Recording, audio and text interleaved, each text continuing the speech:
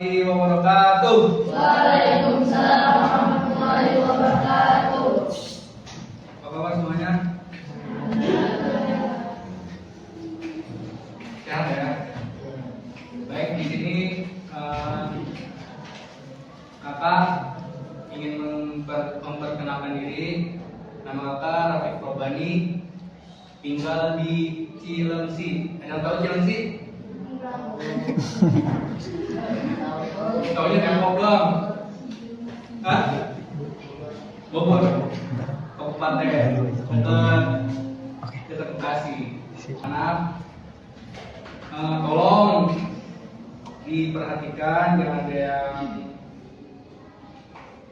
ngobrol, jangan ada yang bercanda. Ada absen enggak? Ada berapa orang?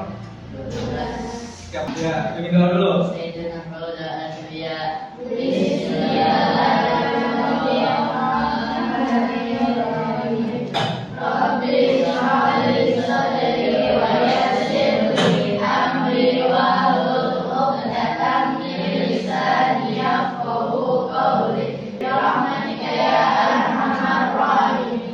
Di sini kakak akan menjelaskan materi tentang Wali Songo. Ada yang tahu? Ada yang tahu? Ada yang tahu? Ada berapa? Ada 9. 9. Bisa disebutin? Ada kan nyanyiannya? Ada. Gimana? Sunan Ampel Raden Rahmat, Sunan Giri Muhammad Ainul Yakin, Sunan Bonang Maulana Mahmud, Sunan Hajat Raden Qasim, Sunan Kalijogo Raden Said, Sunan Muria Raden Umar, Sunan Kudus Ja'far Shadiq, Sunan Gunung Jati Syekh Hidayatullah.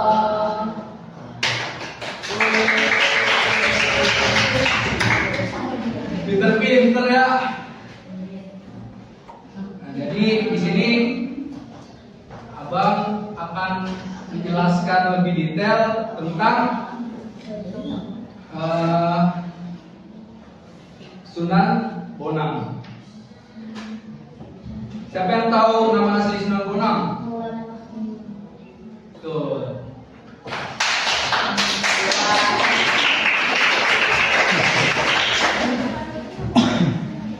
Ada tahu kelahirannya?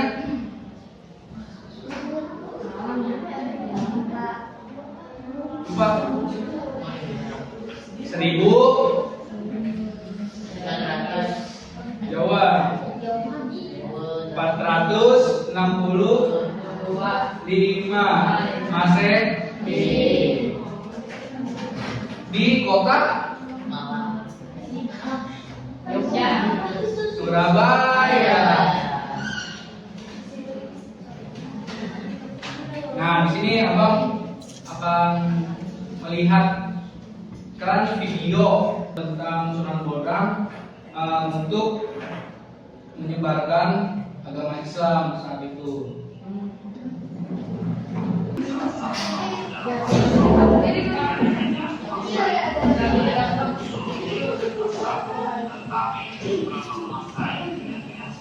Kalau nggak kelihatan bisa ngedekat aja di situ ke tengah.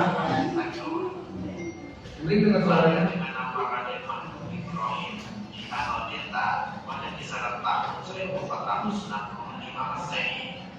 Beliau merupakan putra keempat dari Sunan Ampel. Ibunya adalah Nyi Aden Manila, putri dari Kalian Teja, Adipati Tuban.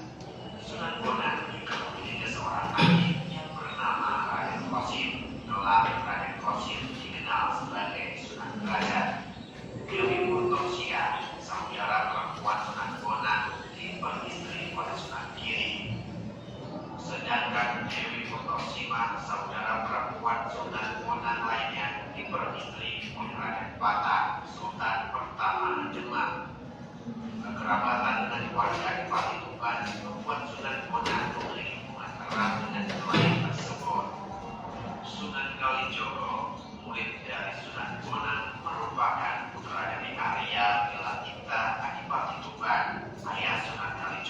adalah adik dari Ibu Sunan Bonang. Pendidikan keagamaan Sunan Bonang dimulai dari awal kita. Beliau memperoleh pendidikan agama dari ayahnya sendiri, yaitu Sunan Ampel. Beliau belajar bersama dengan para satria Rojeta lainnya, seperti Sunan Giri, Raden Patah, dan Raden Kusen. Suatu ketika, Sunan Bonang dan Sunan Giri dalam perjalanan haji dan singgah di Malaka. Di Malaka, mereka bertemu dengan Syekh Maulana Ishaq, ayah dari Sunan Giri. Selama di Malaka, Sunan Bonang dan Sunan Giri belajar kepada Syekh Maulana Ishaq. Beberapa waktu kemudian, Sunan Bonang dan Sunan Giri menunda kepergian ke Mekah dan memutuskan Nanti ada soalnya. Jawa. Syekh Maulana Ishaq mengatakan bahwa kondisi Jawa saat itu lebih membutuhkan dakwah Islam di depannya. Sesampainya di Jawa, Sunan Bonang memilih Tuban sebagai awal dakwahnya, sedangkan Sunan Giri memilih Gresik.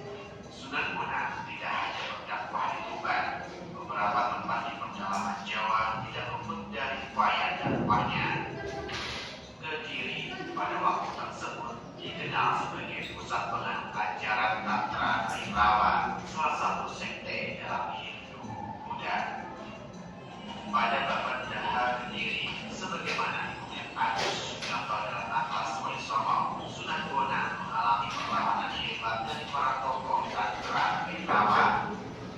Upaya dakwah Sunan Bonang dimulai dengan membangun sebuah masjid yang terletak di bagian barat negeri. Kuto Lokaya, tokoh penting dalam aliran Tantra Bhairawa, menentang keras dakwah yang dilakukan Sunan Bonang. Tindakan kekerasan tidak selalu bisa dihindari oleh Sunan Bonang maupun para wali lainnya.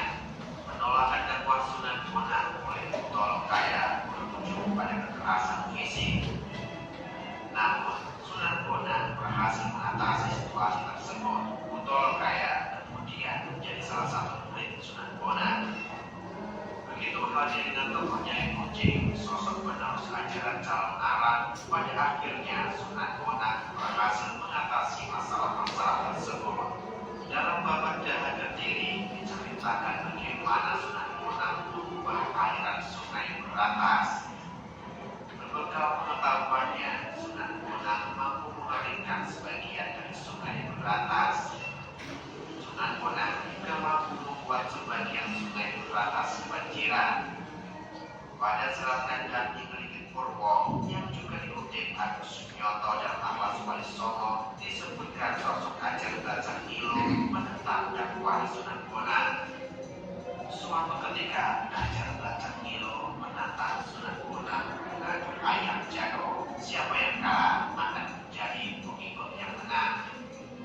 Sunan Bonang kemudian memerintahkan santrinya yang bernama Wujil membawa seekor anak ayam untuk menghadapi ayam jago milik Ajeng Blajang Nilo. Siapa yang menyangka seekor anak ayam ternyata mampu mengalahkan seekor ayam jago. Meskipun acap kali terpaksa menghadapi kekerasan fisik, Sunan Bonang tetap mengutamakan dakwah dengan kelembutan.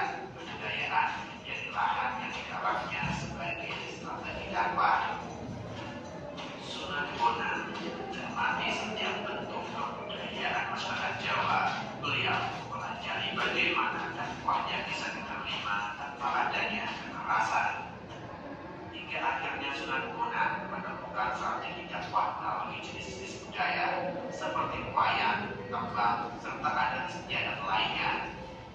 Pendidikan juga menjadi perhatian utama dalam dakwah Sunan Bonang. Salah satu santri Sunan Bonang yaitu Raden Sahid Nolak akan menjadi salah satu wali masyhur yang dikenal sebagai Sunan Kalijogo. Pada naskah Hiakan Hasanuddin yang dikutip Agus Sugianto dalam Atlas Wali Songo menyebutkan bahwa setelah dari Kediri, Sunan Bonang pergi ke Demak atas undangan Raden Patah. Selama di Demak, Sunan Bonang menempati sebuah desa yang bernama Bonang. Nama desa yang tidak jauh dari pusat kota Demak inilah yang dinisbatkan kepada Raden Mahmud Ibrahim sehingga dikenal dengan sebutan Sunan Bonang. Pada masa-masa tersebut, Raden Patah meminta Sunan Bonang jadi penghulu di Masjid Demak. Sunan Bonang juga terlibat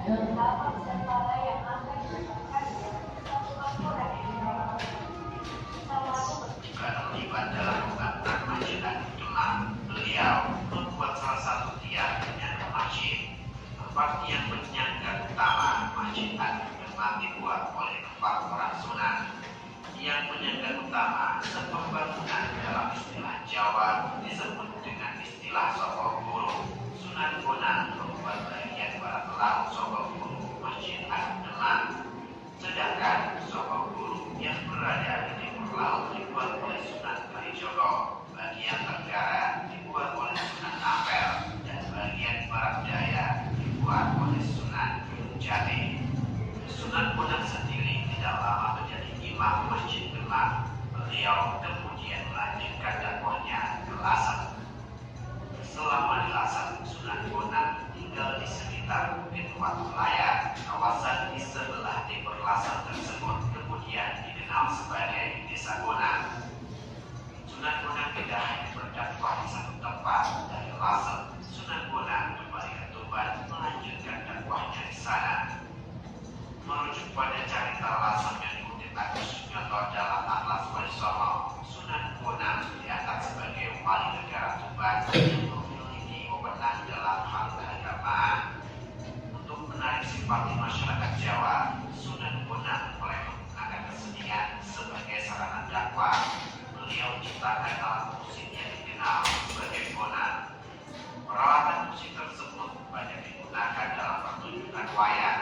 Sunan Bonang juga mereformasi kesenian wayang agar lebih mudah menyampaikan dakwahnya kepada masyarakat.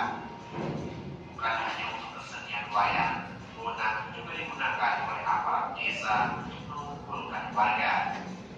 Kesenian wayang yang populer di kalangan masyarakat Jawa tersebut sangat efektif sebagai sarana dakwah. Tentu saja Sunan Bonang melakukan perubahan pada cerita maupun bentuknya agar lebih sesuai dengan ajaran Islam. Sunan Bonang memainkan wayang sebagai bentuk penyampaian ajaran yang sifatnya rohaniah. Dari segi bentuk, Sunan Bonang memperkaya kesenian pada wayang dengan memasukkan karakter licikan. Beberapa karakter licikan yang dimasukkan adalah kuda, gajah, harimau, garuda, kereta perang, dan rampokan. Beberapa jenis tembang bertema religius juga diciptakan oleh Sunan Bonang. Salah satunya adalah Tombo Ati yang masih populer hingga sekarang. Sebagai ulama yang giat berdakwah, Sunan Bonang menulis naskah-naskah berisi ajaran tasawuf.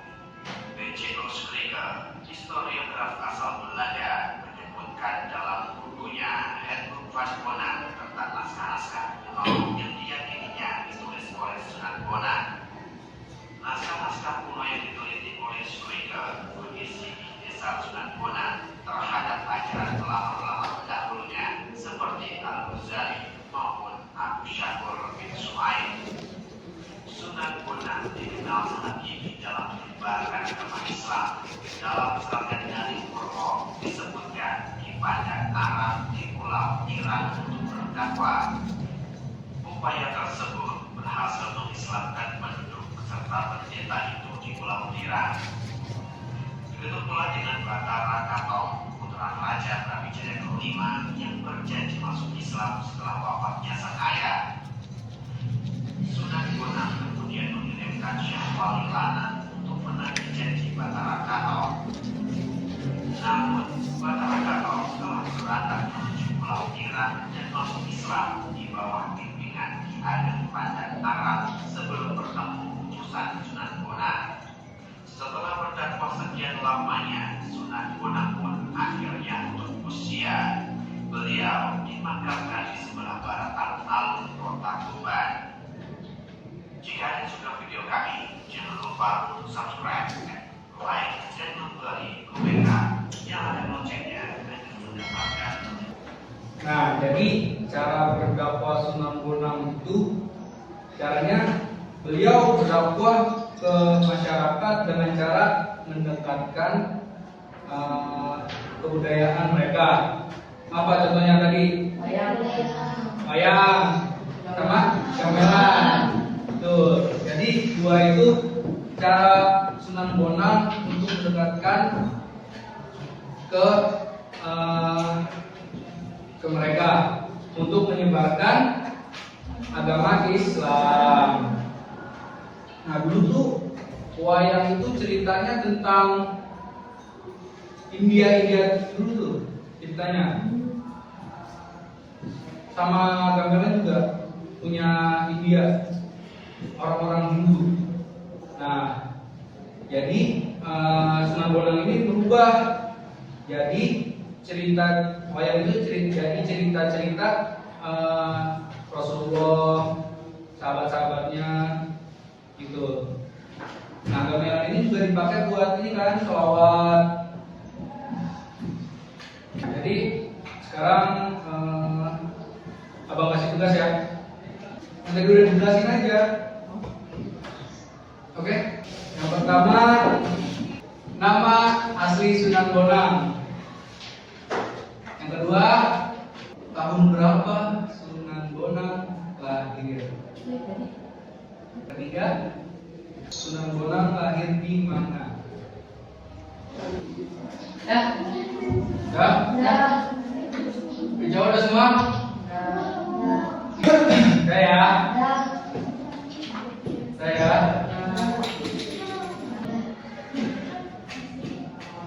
yang pojok.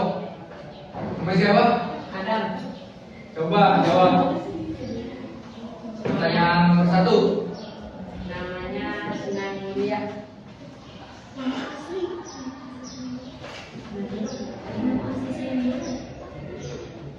Nama asli dari Sunan Bonang. Ya.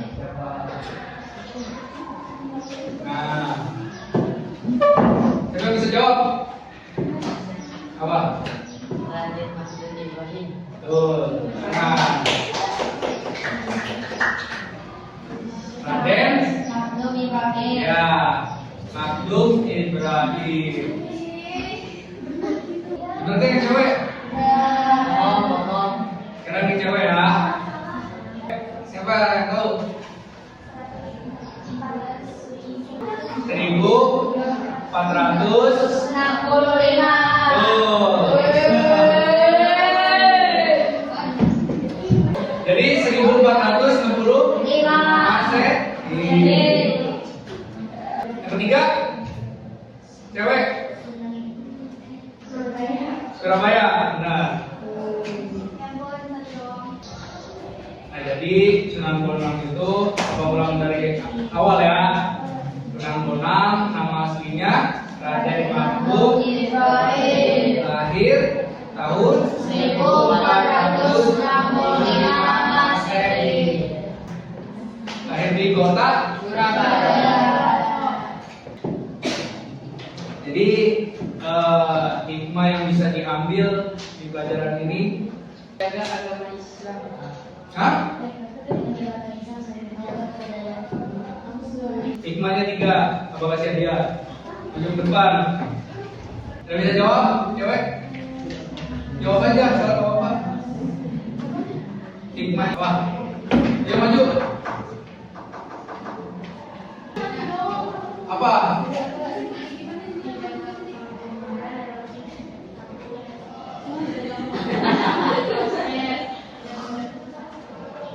Betul. Jadi kita semangat dalam memperjuangkan Islam, menyebarkan Islam itu harus semangat dan ikhlas. Mencari ilmu untuk bekal berdakwah juga.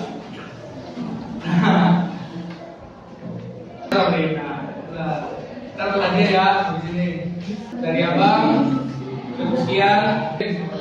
Allahumma wa bihamdika asyhadu an la ilaha illa anta astaghfiruka wa atubu ilaik. Terima kasih adik-adik. Wassalamualaikum warahmatullahi wabarakatuh.